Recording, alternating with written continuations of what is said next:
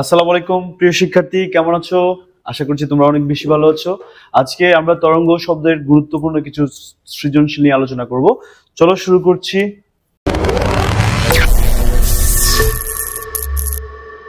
আজকের আমাদের এখানে যে প্রশ্নটা দেওয়া আছে, এখানে বলা হচ্ছে একটি স্থানে কোন শব্দের বেগ হচ্ছে 350 মিটার পার সেকেন্ড। শব্দটির তরঙ্গ দৈর্ঘ্য দেওয়া আছে 0.7 মিটার। এখন প্রশ্ন হচ্ছে দৃশ্যকল্প 1 এর আলোকে পর্যায়কাল নির্ণয় করো। স্যার দেখো এখানে শব্দের বেগ দেওয়া আছে, তো শব্দের বেগ দেওয়া আছে 350 মিটার পার সেকেন্ড। তারপর হচ্ছে এখানে তরঙ্গ দৈর্ঘ্য দেওয়া আছে ল্যামডা 0.7। আমরা জানি ভি সমান হচ্ছে এফ ল্যামডা, সো এফ সমান হচ্ছে ভি বাই ল্যামডা। ভি এর মান হচ্ছে 350 আর ল্যামডার মান হচ্ছে 0.7। তো এফ সমান আমরা লিখতে পারবো 350 কে 0.7 দিয়ে ভাগ করো, 350 ভাগ 0.7, সো আমরা পাচ্ছি 500। স্যার এটা হচ্ছে কম্পাঙ্ক, আমাকে পর্যায়কাল বের করতে হবে। সো পর্যায়কাল টি সমান হচ্ছে 1/f, সো 1/500। এটাই হচ্ছে পর্যায়কাল, মানে হচ্ছে 0.002 সেকেন্ড। চলো এরপরে যে প্রশ্নটা সেটা একটু দেখবো। এখানে বলা হচ্ছে এর একটি পানিপূর্ণ লোহার নলের দৈর্ঘ্য দেওয়া আছে 513, পানি ও লোহায় শব্দের বেগ দেওয়া আছে। এখন প্রশ্ন হচ্ছে এর দৃশ্যকল্প 2 এটা, এর নলটির কোন প্রান্তে একবার আঘাত করলে অপর প্রান্তে একাধিকবার শব্দ শোনার কারণ বিশ্লেষণ করতে হবে। সো দেখো আসলে এখানে একটা পানিপূর্ণ নল, তো এখানে পানিও আছে আবার এর নলের ভিতর দিয়েও শব্দ যাবে, সঞ্চালিত হবে। তো এই ক্ষেত্রে দৈর্ঘ্যটা এল, অথবা এটাকে এস দিতে পারো, তোমাদের খুশি, তোমরা চাইলে এটাকে এসও দিতে পারো। এস সমান হচ্ছে 513 বা দৈর্ঘ্য এল সমান হচ্ছে 513 মিটার। তো এখন স্বাভাবিকভাবে লোহার মধ্যে শব্দের বেগ ভি, লোহার মধ্যে যেহেতু সেখানে আমরা আয়রন দিচ্ছি, কত হচ্ছে এখানে হচ্ছে 5130 মিটার পার সেকেন্ড। এটা হচ্ছে লোহার মধ্যে বেগ। তারপর হচ্ছে তোমার এখানে পানির মধ্যেও বেগ দেওয়া আছে, পানির মধ্যে বেগ দেওয়া আছে হচ্ছে 1440, দৈর্ঘ্য তো সেম আছে। এখন আমার কথা হচ্ছে লোহার মধ্য দিয়ে এই প্রান্ত থেকে বি প্রান্তে যেতে কত সময় লাগবে আর পানির মধ্য দিয়ে যেতে কত সময় লাগবে, সেই দুটো বিষয় আমি একটু বের করার চেষ্টা করব। দেখো ফার্স্টে লোহার জন্য আমরা যদি বের করি ভি এফ সমান, আর আমরা জানি এস সমান ভিটি, এই সূত্র তো আমরা জানি। এস মানে হচ্ছে এখানে এল, ভি মানে ভিএফ, আয়রন বোঝাচ্ছে এখানে, এফ মানে আয়রন, ইন্টু টি, টি মানে হচ্ছে সময়, এখান থেকে এখানে আসতে যে সময়টা লাগবে সেটা হচ্ছে টি এফ। তো এক্ষেত্রে আমরা লিখতে পারবো টি এফ, আমরা লিখতে পারছি টি এফ সমান হচ্ছে এল বাই ভিএফ। ওকে, তো এখানে এল এর মান হচ্ছে 513 আর ভিএফ, ভিএফ এর মান তোমরা দেখতে পাচ্ছ 5130। ভিএফ মানে হচ্ছে আয়রনের ক্ষেত্রে বেগ। তো এক্ষেত্রে আমরা 513 ভাগ 5130 লিখতে পারি, 5130। তো এখানে পাচ্ছে 0.1 সেকেন্ড, 0.1 সেকেন্ড, অর্থাৎ লোহার মধ্যে দিয়ে শব্দ এই প্রান্ত থেকে প্রান্তে পৌঁছাতে 0.1 সেকেন্ড লাগবে। এবার আমরা দেখবো পানির মধ্য দিয়ে পৌঁছাতে কত সময় লাগবে। যদি পানির মধ্য দিয়ে প্রবাহিত হয়, তো সেক্ষেত্রে আমরা লিখতে পারবো এল সমান হচ্ছে ভিডব্লিউ ইন্টু টিডব্লিউ, অর্থাৎ পানির মধ্যে দিয়ে যেতে টিডব্লিউ সময় লাগবে, তাহলে টিডব্লিউ সমান আমরা লিখতে পারবো এল বাই ভিডব্লিউ। সো এখানে স্যার এল এই দৈর্ঘ্য হচ্ছে 513 আর ভিডব্লিউ তোমরা যেটা পাচ্ছ সেটা হচ্ছে 1440। তো এখন তুমি তো 0.1 সেকেন্ড পর আঘাত করার 0.1 সেকেন্ড পর একটা শব্দ শুনতে পেয়েছো। এবার হচ্ছে এখানে কত পাচ্ছে 513 ভাগ 1440। তো এখানে পাচ্ছি 0.3565 সেকেন্ড, অর্থাৎ এখানে আঘাত করলে লোহার মধ্য দিয়ে শব্দটা আসতে সময় নিবে 0.1 সেকেন্ড, আর পানির মধ্য দিয়ে আসতে সময় নিবে 0.3565 সেকেন্ড। তো এর মধ্যে আমরা যেটা করব যে একটা শব্দ শোনার পর আরেকটা শব্দ শুনতে সময় লাগবে, এক্ষেত্রে সময়ের ব্যবধানটা কত হবে 0.3565 মাইনাস কত পাচ্ছি 0.1। তো এই ক্ষেত্রে -0.1 দাও, তাহলে আমি পাচ্ছি 0.25625, অর্থাৎ লোহার মধ্য দিয়ে শব্দ একটা শুনবো তো 0.1 সেকেন্ড পর আঘাতের, এরপরে আর 0.25 6 to 5 সেকেন্ড পর আরেকটা শব্দ শুনতে পাবো। অর্থাৎ আমাদের মস্তিষ্ক একটা শব্দ শোনার পর আরেকটা শব্দ শুনতে গেলে মিনিমাম 0.1 সেকেন্ড অপেক্ষা করতে হয়। এটাকে আমরা বলি শব্দানুভূতির স্থায়িত্বকাল। তো যেহেতু এই লোহার এক প্রান্তে আঘাত করা হয়েছে, লোহার মধ্য দিয়ে 0.3 সেকেন্ড পর শব্দ একটা আসছে, এরপর আবার আরেকটা শব্দ আসতে আঘাতের মুহূর্ত হতে 0.6 to 5 সেকেন্ড সময় লেগেছে।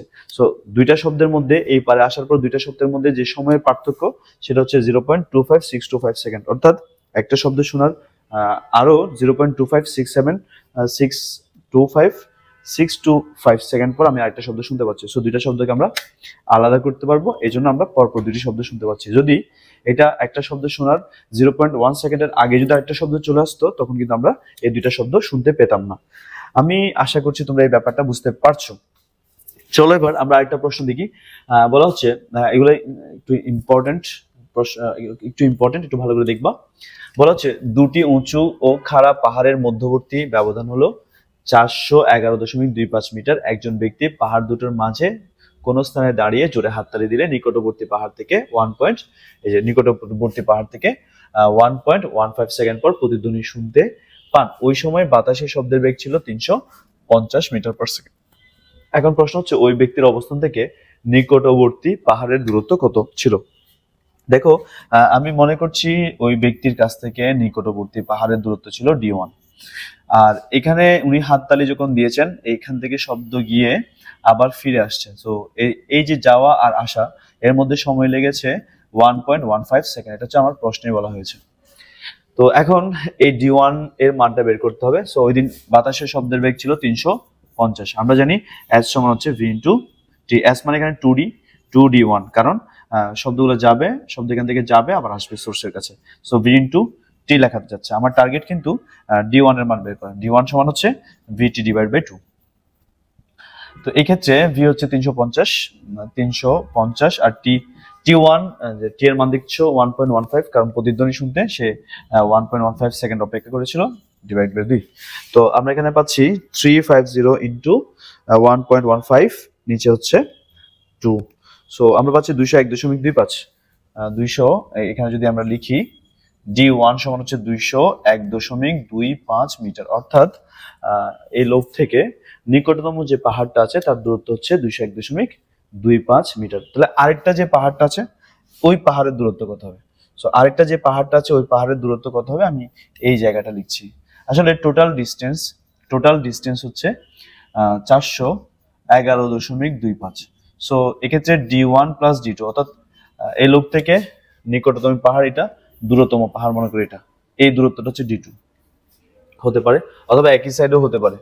তো দুইটার যোগফল হবে 411.25। এখান থেকে যদি D2 বের করতে চাও, 411.25 থেকে D1 বাদ দিবা, আর D1 হচ্ছে এখানে 201.25 পেয়েছো। সো এখান থেকে 411.25 থেকে আগের অ্যান্সারটা বাদ দিলে 210 পাচ্ছি। সো D2 সমান তুমি পাচ্ছ 210 মিটার। অর্থাৎ এই ব্যক্তি হতে নিকটতম পাহাড়ের দূরত্ব হচ্ছে 201.25 মিটার, আর দূরতম পাহাড়ের দূরত্ব হচ্ছে 210 মিটার। আমরা এই বিষয়গুলো দুইটা একসাথে ক্লিয়ার করে দিলাম। আশা করব তোমরা এই জিনিসটা বুঝতে পেরেছো। এবার আমরা আরেকটা প্রশ্নের দিকে যাব। বলছে দূরবর্তী পাহাড় থেকে তিনি দ্বিতীয় প্রতিধ্বনি শুনতে পাবেন কিনা জানতে চাচ্ছেন। চলো স্যার, আমরা দেখি যেটা দূরবর্তী পাহাড় আছে তার দূরত্ব তো D2। তো 2D2 মানে S সমান VT আমরা লিখতে পারবো। এক্ষেত্রে T2 দিলাম, অর্থাৎ দ্বিতীয় পাহাড় থেকে, এটা হচ্ছে দ্বিতীয় পাহাড়, এখানে ব্যক্তিটা আছেন। তো এখান থেকে দূরত্ব হচ্ছে D2। সো এখান থেকে গিয়ে আবার আসতে সময় লাগছে T2। প্রতিদ্বন্দ্বী যদি শুনতে হয় হাততালির শব্দ, এখান থেকে গিয়ে এই পাহাড়ে বাধা পেয়ে আবার ওর কাছে আসতে হবে। তো এক্ষেত্রে আমরা T2 এর মানটা বের করলাম। তো T2 এর মান যদি বের করি 2D2, নিচে হচ্ছে V। আচ্ছা, 2 ইন্টু D2 এর মান হচ্ছে 210, যেটা আমরা কিছুক্ষণ আগে পেলাম। আর V এর মান তোমরা কত পেয়েছো? V এর মান হচ্ছে 350। সো এখানে আমি পাচ্ছি 210 ইন্টু 2 ভাগ 350। তো এখানে পাচ্ছি 1.2। সো দেখো, আগের প্রতিধ্বনি শুনতে সময় লেগেছে 1.15, এখন প্রতিধ্বনি শুনতে লাগছে 1.2। তার মানে এখানে সময়ের ব্যবধান কত? সময়ের ব্যবধান হচ্ছে T2 মাইনাস T1। তো T2 হচ্ছে 1.2, দ্বিতীয় পাহাড়টা আর প্রথম পাহাড় থেকে প্রতিধ্বনি শুনতে লাগছে 1.15, দুইটার মধ্যে যদি পার্থক্য করো 1.15, তাহলে আমি পাচ্ছি 0.05, 0.05 যা 0.1 থেকে কম।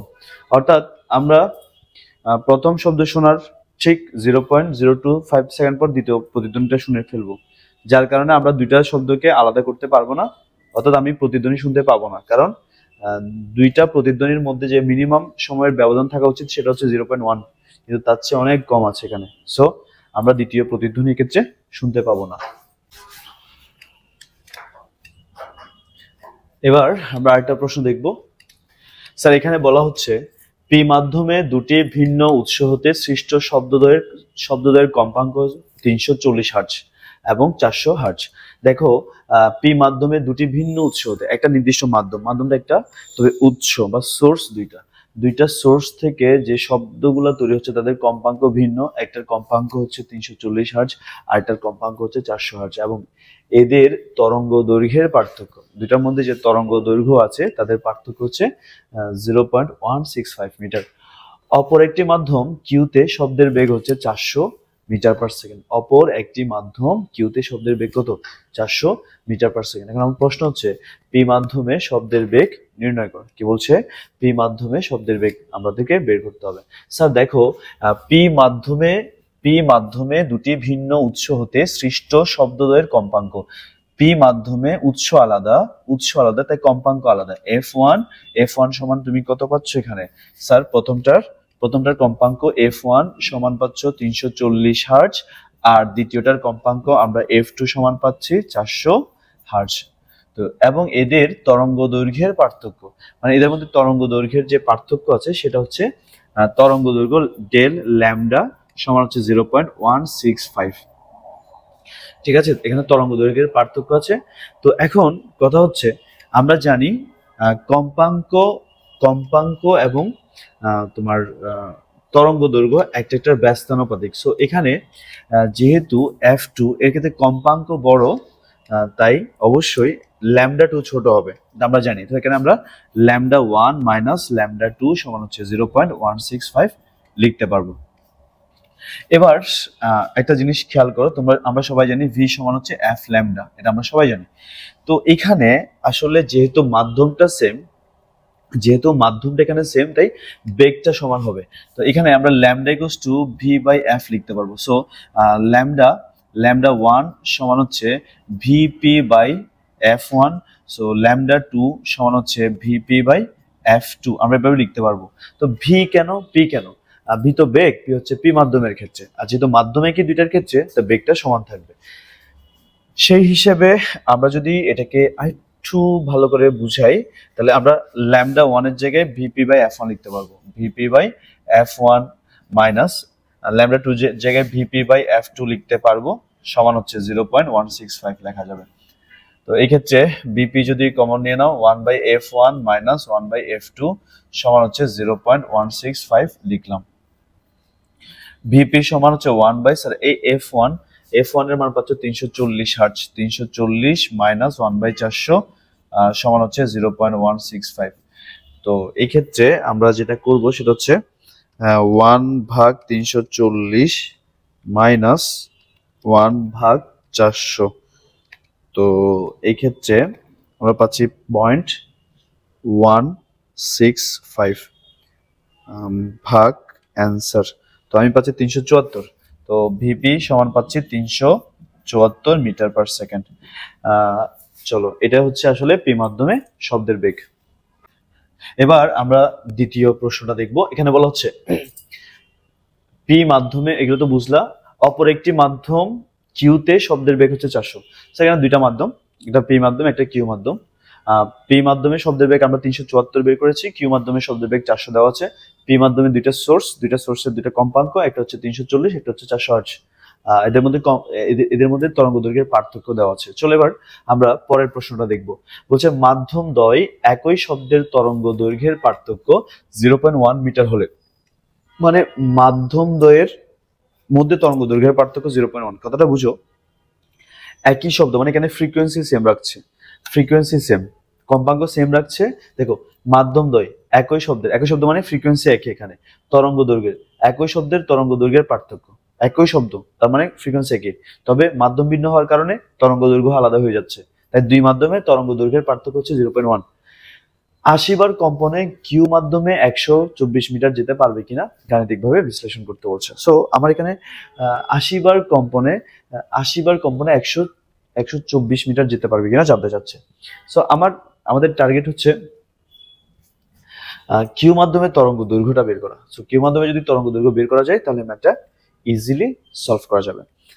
তো আসো এবার বলছে মাধ্যমদ্বয় একই শব্দের তরঙ্গ দৈর্ঘ্যের পার্থক্য হচ্ছে 0.1 যদি হয় মাধ্যমদ্বয়ের মধ্যে। তো চলো স্যার দেখা যাক আমরা তরঙ্গ দৈর্ঘ্যের পার্থক্য। স্যার কম্পাঙ্ক যদি একই থাকে, আমরা জানি v = f lambda.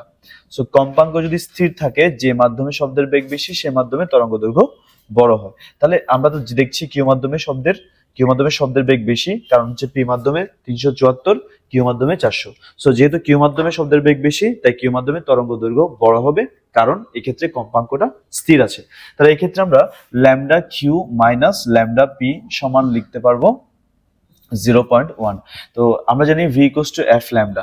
So v যদি f ল্যামডা হয় তাহলে এখানে v বাই কি লেখা যাবে, f লেখা যাবে। এই যে v বাই f লিখলাম, ঠিক আছে। এখানে v by f limits v যদি f ল্যামডা হয় তাহলে আমরা ল্যামডা সমান v বাই f লিখতে পারি। তো মাইনাস একইভাবে আমরা এখানে vp ডিভাইডেড বাই f লিখলাম, অর্থাৎ এখানে কম্পাঙ্ক সেম 0.1। সো এখানে আমরা স্মল এফটা আলাদা করে নিচ্ছি, কম্পাঙ্ক বের করছি যে শব্দটা আমি ইউজ করছি সেজন্য। তো এখানে আমরা vq মাইনাস vp লিখতে পারবো সমান হচ্ছে 0.1। তো এভাবে আমরা এখানে vq মানে হচ্ছে কিউ মাধ্যমে শব্দের বেগ যেটা হচ্ছে 400, আর পি মাধ্যমে শব্দের বেগ 374 যেটা আমরা কিছুক্ষণ আগে বের করলাম, আর এটার সাথে এটা নিচে চলে আসবে 0.1 নিচে চলে আসছে আর f টা দিকে চলে গেল। সো এখানে যে আমরা f টা পাচ্ছি, এখানে তোমরা যে f টা পাচ্ছ এটা হচ্ছে ফ্রিকোয়েন্সি। সো f সমান আমরা লিখতে পারবো 400 মাইনাস 374 ভাগ 0.1, সো আমি পাচ্ছি 260। তো 260 হার্টজ। তো আমি এখানে যে কম্পাঙ্কটা নিলাম, যে ফ্রিকোয়েন্সি শব্দটা নিলাম, তার ফ্রিকোয়েন্সি হচ্ছে 260 হার্টজ। আচ্ছা আমার টার্গেট কিন্তু এই মাধ্যমে মানে কি বের করা, তরঙ্গ দৈর্ঘ্য বের করা কিউ মাধ্যমে, কারণ বলছে 80 বার কম্পনে সে 124 মিটার যেতে পারে কিনা, কারণ আমরা জানি একবার কম্পনে সে তরঙ্গ দৈর্ঘ্যের সমান দূরত্ব অতিক্রম করে। সো এখানে তরঙ্গ দৈর্ঘ্য বের করতে পারলে বাকিগুলো ক্লিয়ার হয়ে যাবে। তো আমরা জানি v = f ল্যামডা, যেহেতু কিউ মাধ্যম দিচ্ছি, সো v এটা যেহেতু কিউ মাধ্যম, সো এটা নিয়ে টেনশন নাই। কিউ মাধ্যম যেহেতু আমি কিউটা ইউজ করি, vq সমান হচ্ছে f ইন্টু ল্যামডা। তো এক্ষেত্রে এটা হচ্ছে lambda q. So lambda q সমান হচ্ছে vq ডিভাইডেড বাই f। তো ল্যামডা কিউ সমান vq এর মান হচ্ছে 400 আর f এর মান হচ্ছে 260। তার মানে 400 কে আমরা 260 দিয়ে ভাগ করব, 400 ভাগ 260। তো এখানে পাচ্ছি 1.53846 মিটার, অর্থাৎ এটা একবার কম্পনে এত মিটার যায়।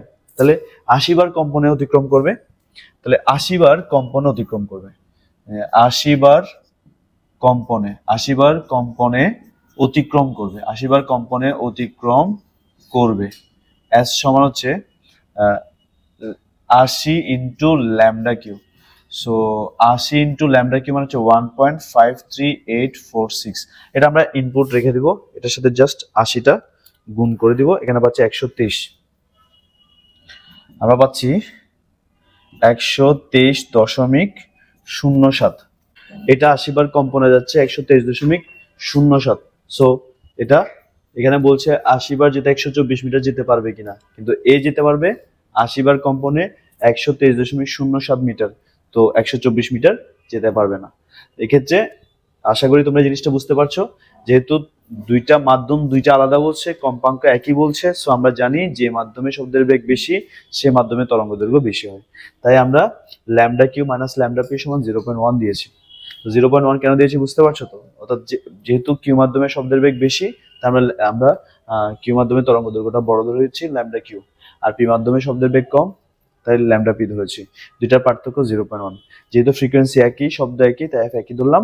তো তবে বেগ তো আলাদা দুইটা মাধ্যমে। এখান থেকে ফ্রিকোয়েন্সি বের করেছি, তো V equals to F lambda এই সূত্রের মাধ্যমে কিউ মাধ্যমে তরঙ্গ দৈর্ঘ্য বের করেছি। আর আমরা জানি তরঙ্গ দৈর্ঘ্য মানে একটা পূর্ণ কম্পন সম্পন্ন হতে যে টাইম লাগে সেই সময়ে তরঙ্গ যে দূরত্ব অতিক্রম করে সেই দূরত্বটাকে আমরা বলবো তরঙ্গ দৈর্ঘ্য ল্যামডা। দ্যাট মিনস একটা পূর্ণ কম্পনে তরঙ্গ ল্যামডা দূরত্ব অতিক্রম করে। সো 80টা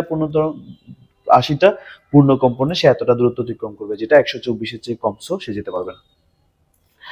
এবার আমরা আরেকটা প্রশ্ন দেখবো। আরেকটা যে প্রশ্নটা বলছে সেটা খেয়াল করো, দুই পাহাড়ের মধ্যবর্তী কোন এক স্থান হতে এক ব্যক্তি শব্দ উৎপন্ন করায় প্রথম পাহাড় হতে 0.25 সেকেন্ড পর প্রতিধ্বনি শুনতে পান, আরো 0.15 সেকেন্ড পর, মানে একটা শুনছি, শোনার আরো 0.15 সেকেন্ড পর আরেকটা প্রতিধ্বনি শুনতে পান, মানে সেকেন্ড প্রতিধ্বনি সে শুনতে পেয়েছে। এখন ওই দিন বায়ুতে শব্দের বেগ ছিল 340। এখন প্রশ্ন হচ্ছে বায়ুর তাপমাত্রা কত? স্যার আমরা সবাই জানি T V is proportional to root over T, আমরা কিন্তু সবাই জানি V is proportional to root over T. সমানুপাতিক চিহ্ন হয়ে গেলে একটা ধ্রুবক আসে টি, তো V divided by root over T সমান হচ্ছে K, that is v1 by root over t1 সমান হচ্ছে v2 by root over t2। So আমার ওই দিনের শব্দের তাপমাত্রা মানে t2 বের করতে চাই, আমি এটাকে স্কোয়ার করে দিতে পারি। আমার t2 দরকার, যেহেতু t2 দরকার, এখানে রুট ওভার t2 সমান হচ্ছে, এটা এদিকে চলে আসছে, এটা এদিকে চলে আসছে, এটা নিচে চলে গেল, তাহলে v2 by v1 into root over t1। So এক্ষেত্রে আমি স্কোয়ার করে দিলে t2 সমান হচ্ছে v2 বাই v1, এটাকে স্কোয়ার করে দিলাম ইন্টু এদিকে আমরা t1 দিলাম। তো এক্ষেত্রে v2 আমরা জানি v2 হচ্ছে t2 তাপমাত্রার বেগ, যেটা 340 দেওয়া আছে, আর v1 হচ্ছে 0 ডিগ্রি সেলসিয়াস তাপমাত্রার বেগ, যেটা 330 আমরা জানি, আর এটাকে স্কোয়ার করলাম। t1 হচ্ছে মনে করো 0 ডিগ্রি সেলসিয়াস মানে 273 কেলভিন। তো এই ক্ষেত্রে আমরা যেটা করতে পারবো, 340 কে 330 দিয়ে ভাগ করব, তারপর এটাকে স্কোয়ার করব, 273 গুণ করব। তো আমরা পাচ্ছি ওই দিনের তাপমাত্রা t2 সমান পাচ্ছি 289.7 কেলভিন। আশা রাখছি এই জায়গাটা তোমরা বুঝতে পারছো। চলো আরেকটা প্রশ্ন দেখবো। বলছে গাণিতিকভাবে দেখাও যে তৃতীয় ও চতুর্থ প্রতিধ্বনি একই সাথে শোনা যাবে। সো দেখো আসলে একটা লোক, এটা দুইটা পাহাড়ের মাঝখানে দাঁড়িয়ে আছে। তো একটা প্রতিধ্বনি শোনার পর আরেকটা প্রতিধ্বনি শুনছে 0.15 সেকেন্ড পর। তার মানে যদি এটা আমরা একটু চিন্তা করি, এটা আমলে নেই, তাহলে দেখো এই টোটাল ডিস্টেন্সটাকে আমরা ডি ধরলাম। তো এই লোকটা মনে করে এখানে দাঁড়ায় আছে, এখান থেকে তার যে ডিস্টেন্সটা সেটা হচ্ছে d2, আর এখান থেকে যে ডিস্টেন্সটা সেটা হচ্ছে d1। আচ্ছা, তো এখন ব্যাপারটা হচ্ছে এরকম যে দুই পাহাড়ের মধ্যবর্তী কোনো একটা স্থানে এক ব্যক্তি শব্দ উৎপন্ন করে প্রথম পাহাড় হতে 0.25 সেকেন্ড পর প্রতিধ্বনি শুনতে পাই। তার মানে প্রথম পাহাড় থেকে এখান থেকে শব্দ গিয়ে এখানে আসতে সময় নিয়েছে t1 0.25 সেকেন্ড, আর এখান থেকে শব্দ গিয়ে আসতে সময় নিয়েছে t2 সমান হচ্ছে 0.25 তো শুনেছে, তারপর আরো 0.15, মানে একটা শোনার আরো 0.15 সেকেন্ড পর সে শব্দটা শুনতে পেয়েছে। তার মানে এদিক থেকে শব্দটা গিয়ে আসতে প্রায় 0.25 প্লাস 0.15 অর্থাৎ কত পাচ্ছে 0. আচ্ছা এটা আমি অন্যদিকে লিখছি, একটু ভালো করে খেয়াল করো। দেখো এই জায়গায় শব্দটা উৎপন্ন হলো, এখান থেকে প্রথম পাহাড়ের দূরত্ব d1, সো এখান থেকে গিয়ে আসতে সময় লেগেছে শব্দটার 0.25 সেকেন্ড শেষ। আর এটা শোনার পর আরো 0.15 সেকেন্ড পর আরেকটা শব্দ শুনতে পেয়েছে, সে এখান থেকে আসছে। তার মানে এখানে গিয়ে এখানে আসতে যে সময়টা লাগছে সেটা হচ্ছে t2, আর এই t2 হচ্ছে মূলত t1 হচ্ছে 0.25 এবং 0.15 এর যোগফল অর্থাৎ 0.4 সেকেন্ড। কারণ হচ্ছে একটা শব্দ শুনেছি 0.25 সেকেন্ড পর, আরেকটা শব্দ শুনেছি তারও 0.15 সেকেন্ড পর। তার মানে টোটাল কত সময় পর আমি শব্দটা শুনেছি? 0.24 সেকেন্ড পর শব্দটা শুনেছি। তো এখন কথা হচ্ছে এখান থেকে নিকটতম পাহাড়ের দূরত্ব কত, দূরতম পাহাড়ের দূরত্ব কত সেটা একটু বের করার চেষ্টা করব। তো এই ক্ষেত্রে আমরা ফার্স্টে d1 দিলাম, D1 হচ্ছে নিকটতম পাহাড়ের দূরত্ব। আছে একটু অন্যভাবে লিখি, আমি এই সাইড থেকে লেখার চেষ্টা করছি, একটু মনোযোগ দিয়ে শোনো। আমরা প্রথম পাহাড়ের জন্য চিন্তা করবো, যে প্রথম পাহাড়। তো এক্ষেত্রে আমরা জানি 2D1 সমান হচ্ছে V into T1, that is D1 সমান হচ্ছে V ইন্টু T1, নিচে হচ্ছে 2। তো এই ক্ষেত্রে V এর মান হচ্ছে 340 নাকি 340, আর প্রথম শব্দ শুনতে আমার সময় লেগেছে 0.25 সেকেন্ড, আর একদিকে 2। তো এক্ষেত্রে ডিস্টেন্সটা কত হয়, 340 ইন্টু 0.25, আর নিচে হচ্ছে 2। তার মানে প্রথম যে পাহাড়ের দূরত্ব ছিল সেটা হচ্ছে 42.5 মিটার ওনার থেকে। এবার আসো দ্বিতীয় পাহাড়ে যে দূরত্বটা ছিল সেটা একটু বের করার চেষ্টা করবো। তো দ্বিতীয় পাহাড়টা তো সময় লেগেছে 0.4 সেকেন্ড। সো D2 সমান হচ্ছে V ইন্টু T2, নিচে হচ্ছে 2। তো এক্ষেত্রে D2 এর মান পাচ্ছে আমরা V মান হচ্ছে 340, আর T2 এর মান যাওয়া আর আসাতে এখানে সময় লিখছে 0.4 ইন্টু নিচে 2। তো এক্ষেত্রে আমরা লিখতে পারবো এক্ষেত্রে আমরা লিখতে পারবো 340 ইন্টু 0.4, নিচে হচ্ছে 2, তাহলে 68 মিটার। তার মানে টোটাল দুইটা পাহাড়ের মধ্যবর্তী দূরত্ব কত, দুইটা পাহাড়ের মধ্যবর্তী দূরত্ব হচ্ছে D1 প্লাস D2। তাহলে এখানে D1 হচ্ছে পাচ্ছি 42.5 যোগ 68, তো টোটাল ডিস্টেন্স কত 42.5, তাহলে 110.5 মিটার, 110.5 মিটার। স্যার কথাটা বুঝো, কথাটা ভালো করে বুঝো, যে আসলে দুইটা পাহাড়ের মধ্যবর্তী দূরত্ব আমরা পেলাম 110। তুমি দেখো আমরা যে ইকো শুনবো কিভাবে, এটা মনে করো এটা হচ্ছে প্রথম গেল আসছে, ভালো করে বুঝো, গেল আসছে, গিয়ে আসছে, D/2 মানে 2D1, গিয়ে আসছে শব্দ একটা। আবার সে এখানে যাবে, আবার আসবে, আবার 2D।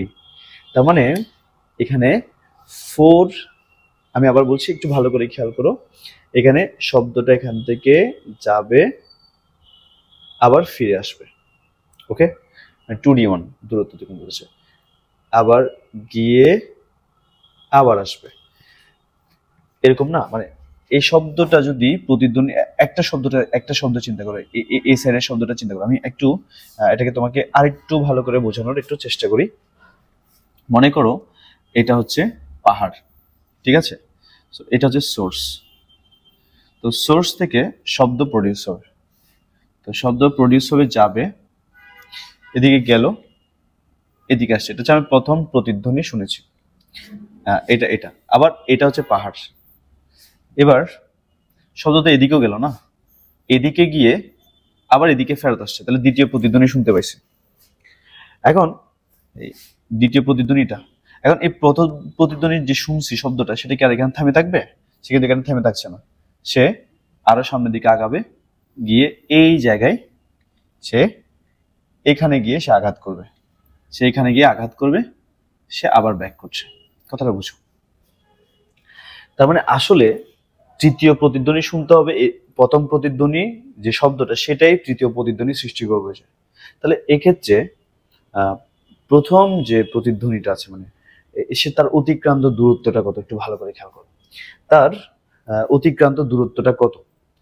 এই যে দেখো, এখান থেকে গেল, গিয়ে একটা প্রতিধ্বনি আমাকে শোনাইছে, সে আবার এখানে যাবে, গিয়ে আবার এখানে আসবে, আলটিমেটলি সে 2D1 প্লাস 2D1 D2 দূরত্ব অতিক্রম করেছে। That means 2D1 plus D2 দূরত্ব অতিক্রম করেছে, দ্যাট ইজ 2D দূরত্ব অতিক্রম করেছে। তৃতীয় প্রতিধ্বনি শুনাইতে প্রথম যে শব্দটা গেল, সে কিন্তু পরবর্তীতে তৃতীয় প্রতিধ্বনি শোনানোর জন্য আমার 2D দূরত্ব অতিক্রম করেছে। আর এই ক্ষেত্রে তার সময় লেগেছে মনে করো T1 বা T3। তো S সমান VT, আমরা এটা লিখতে পারবো S সমান V ইন্টু T3। সো এক্ষেত্রে T3 সমান হচ্ছে 2D divide by V। So এখানে 2 D এর মান কত আসে, D এর মান আমরা 110.5 পেয়েছি, V এর মান হচ্ছে 340 পেয়েছি, এটা হচ্ছে প্রশ্ন অনুসারে। তাহলে এই ক্ষেত্রে আমরা দেখতে পাবো 110.5 ইন্টু 2 নিচে 340, তাহলে আমি পাচ্ছি 0.65 সেকেন্ড, 0.65 সেকেন্ড। অর্থাৎ তৃতীয় প্রতিধ্বনি শুনতে আমার একদম শুরু থেকে 0.65 সেকেন্ড সময় লাগবে। চলো এবার আমরা আবার চতুর্থ, এটা হচ্ছে তৃতীয় প্রতিধ্বনি, আমরা এবার চতুর্থ প্রতিধ্বনি শুনবো। আসলে চতুর্থ প্রতিধ্বনি শোনাচ্ছে কে? চতুর্থ প্রতিধ্বনি শোনাবে দ্বিতীয় প্রতিধ্বনিটা। সো সে এখানে আসলো, এদিক থেকে শব্দটা গেল, এসে আমাকে দ্বিতীয় প্রতিধ্বনি শোনালো। এই শব্দটা তার এখানে আটকে নেই, সে এখানে যাবে, সে আবার এখান থেকে ব্যাক করবে। আলটিমেটলি দ্বিতীয় প্রতিধ্বনিটাও, দ্বিতীয় শব্দটাও আমাকে প্রতিধ্বনি শোনার জন্য তাও সে 2d দূরত্ব অতিক্রম করছে। সো 2d2 প্লাস 2d1 দূরত্ব অতিক্রম করছে। তো 2 ইন্টু d1 প্লাস d2, এখানে আমি পাচ্ছি 2 ইন্টু d। বুঝতে পারছো? তো এই ক্ষেত্রে দ্বিতীয় প্রতিধ্বনিটা খেয়াল করো, দ্বিতীয় শব্দটা এদিক থেকে গিয়ে এদিকে আসছে, তাহলে 2d2, আবার এদিকে গিয়ে আবার আমার কানে আসছে 2d1। তো আলটিমেটলি তার অতিক্রান্ত দূরত্ব এই পুরো দুইটা পাহাড়ের মধ্যবর্তী দূরত্বের 2 গুণ। দেখছো? তো এই যে দূরত্বটা অতিক্রম করতেছে, সেক্ষেত্রে আমার সময় লাগছে, আমি এদিকে লিখছি সময় লাগছে মনে করে t4, তাহলে 2d সমান হচ্ছে v into t4। So t4 সমান হচ্ছে 2d divide by v, 2 into 110.5, নিচে হচ্ছে v মানে 340। সো এখানেও পাচ্ছি 0.65 সেকেন্ড। সো আমরা বুঝলাম তৃতীয় প্রতিধ্বনি শুনতে যে সময়টার প্রয়োজন প্রথম থেকে, চতুর্থ প্রতিধ্বনি শুনতেও সেম সময়ের প্রয়োজন। সো দুইটা আমরা একই সাথে শুনবো। আশা করছি তোমরা আমার কথা ক্লিয়ারলি বুঝতে পারছো।